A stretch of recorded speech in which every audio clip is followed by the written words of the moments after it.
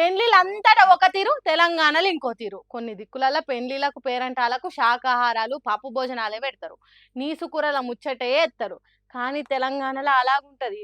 నీసు కౌసు లేకుంటే కక్క ముక్క లేకుండా ఉండనే ఉండది.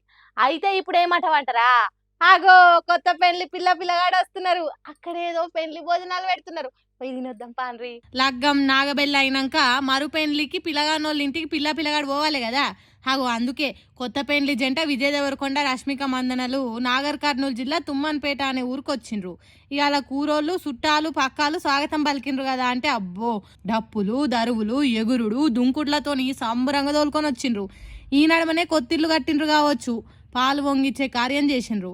ఇక తర్వాత సత్యనారాయణ స్వామి వ్రతం చేసిండ్రు.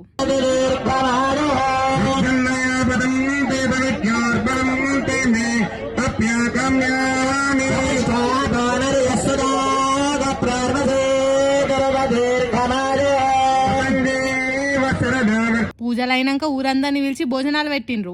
కమ్మటి తిండి తినుకుంటే ఈ పెద్ద మనిషి ఏమంటున్నాడో ఒకసారి నుండ్రి. బాబాయ్ గారు, మీ ఊరి బిడ్డ పెద్ద స్టార్ హీరో అయ్యాడు.